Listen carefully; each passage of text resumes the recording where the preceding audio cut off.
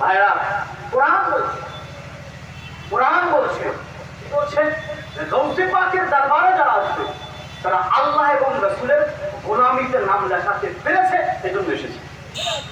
এই নসিবটা আমাদের এই, তার মানে যারা আমরা দরবার পাচ্ছি বেশাক কোনো সন্দেহ নাই, কোরআন সাক্ষ্য দেয় আমাদের